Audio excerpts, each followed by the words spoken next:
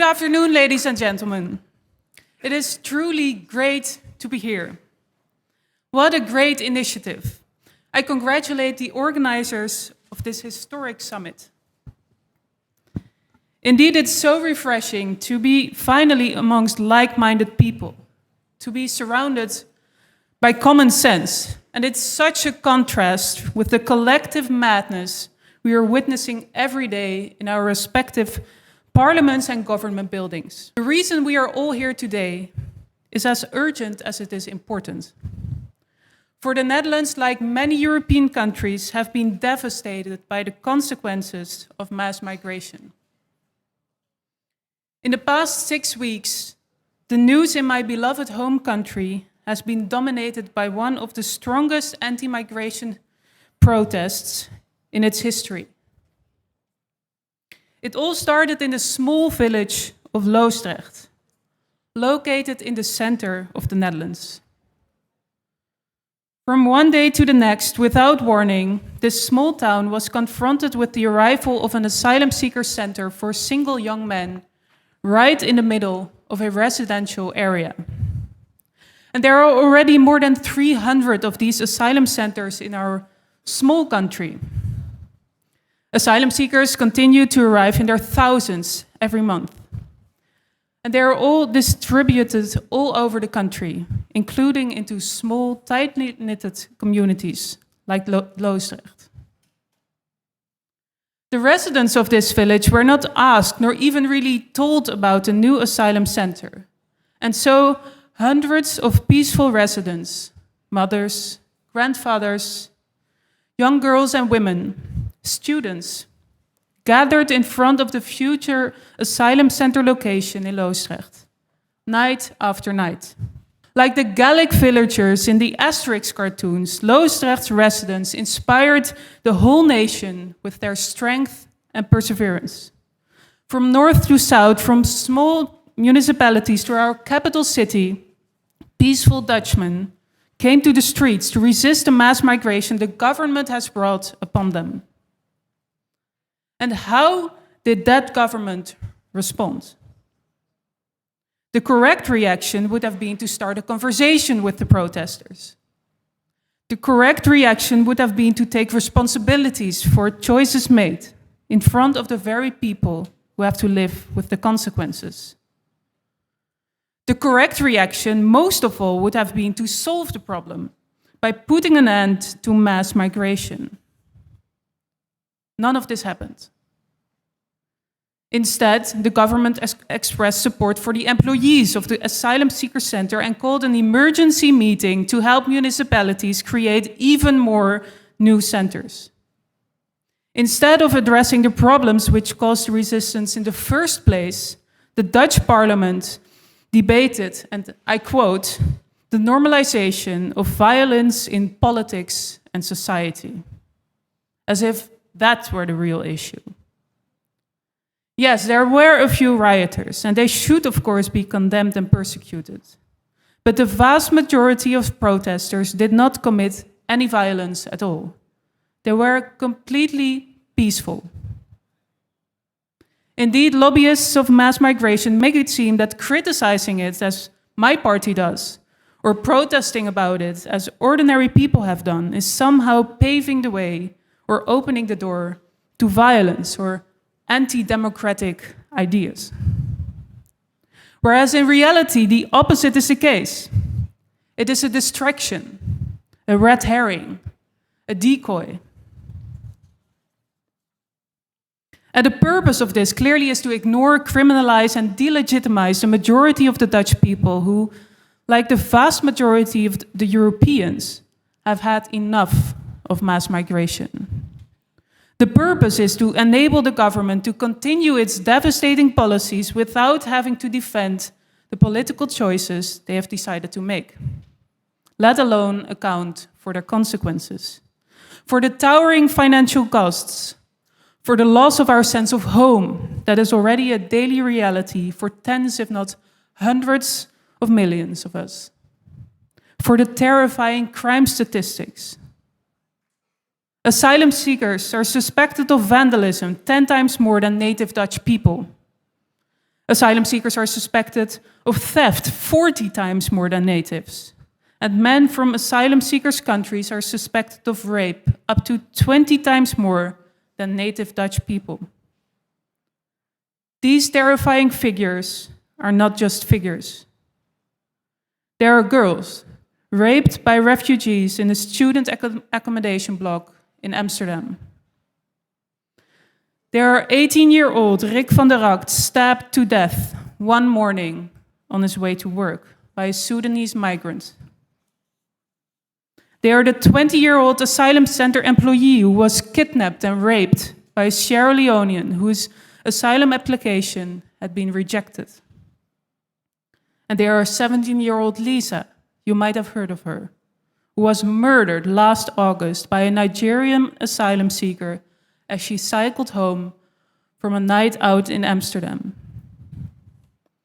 Our daughters and sons are being slaughtered on the altar of mass migration. It breaks my heart, dear friends. It makes me furious. And the people in small communities like Loosdrecht feel this heartbreak and anger too. They don't want asylum centers in their villages. They do not want their sons and daughters to be the next victims. And they're right. Let's be clear. They are, of course, protesting the arrival of asylum seekers in their village. But that is because they experience problems with the migrants who have already arrived. In reality, they don't merely want to stop to immigration, they want remigration. Closing the borders and abolishing the asylum system, which is being grossly exploited, 1,000 asylum applications in the Netherlands each and every week, is not enough.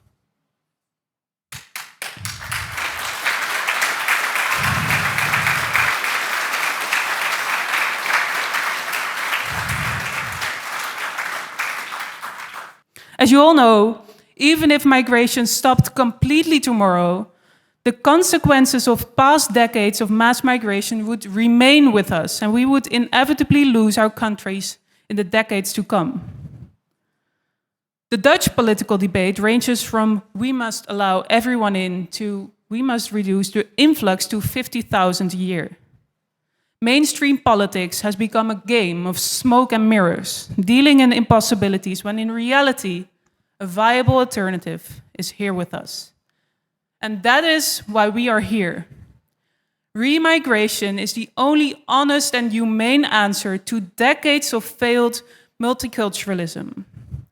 Remigration means accepting that this cruel forced marriage is not working for us. So what should we do? Firstly, we must enforce our borders, stopping the massive influx. Secondly, we must expel illegals. Thirdly, we must denaturalize criminals who hold double passports. And lastly, we must motivate voluntary remigration through financial and logistical support. The societal costs of migrants are staggering. A Dutch report called the net cost of migrants from Somalia to amount to a breathtaking 800,000 euros per person. In that context, our proposition to pay migrants and their descendants to give up their Dutch passport and return to their homeland is a bargain. Just like their arrival has been supported by NGOs, activists, and civil servants, we will support their departure with remigration coaches, preparing them for a new life in their home country.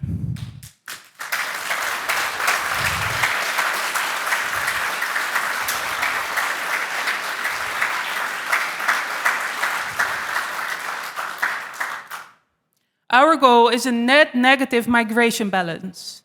And this would not only vastly improve the quality of life in the Netherlands, it would also shift the demographic and ideological balance by reinforcing the fact that the Netherlands is the only home to the Dutch people.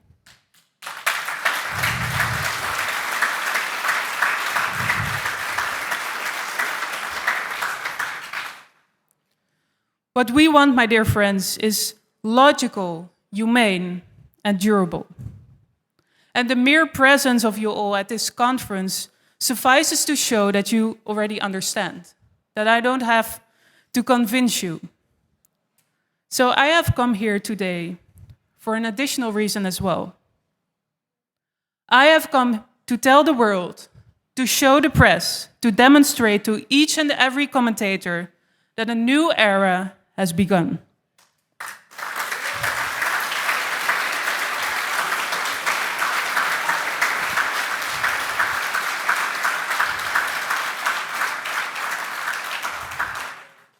We European patriots no longer stand in fear of being labeled or being smeared by guilt by association tactics. We European patriots no longer live in spiritual serfdom. We European patriots are finally proud again of who we are, and we are reaching out to build a European-wide movement of like-minded people. I therefore am here, dear cousins, nephews, nieces, to support you. I have come to do my duty as a representative of the new generation, the new European avant-garde.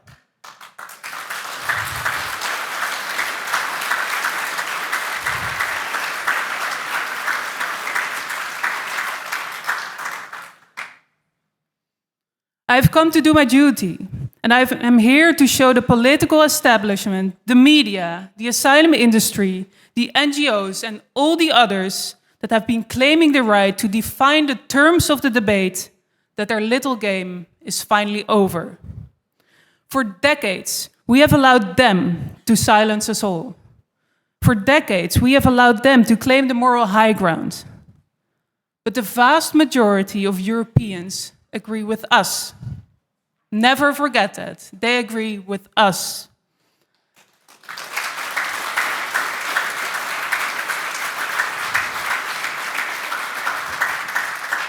And they absolutely disagree with the policies of our political establishment. The only way in which these policies can be imposed on us anyway is by inducing fear. Fear of being labeled. Fear of becoming an outcast. It is that fear that is their only weapon. Their only weapon. They don't have arguments. They don't have statistics. They don't have the support of the native populations. And because of the internet, they don't even have control of the media anymore. It is nothing but fear. And I stand here in front of you with my baby in my belly to tell them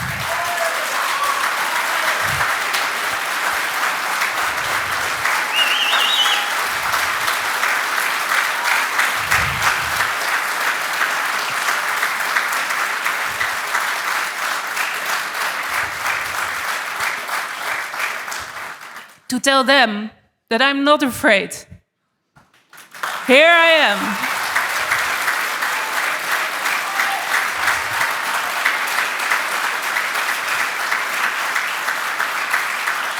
Here I am. Call me whatever you like, but I will fight for the future of this baby. I will fight for the future of Europe. And absolutely no amount of name-calling can keep me from fighting that fight.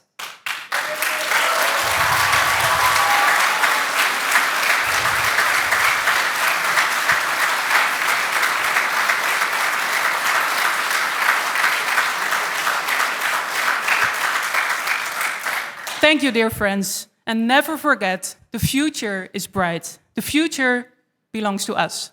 Thank you.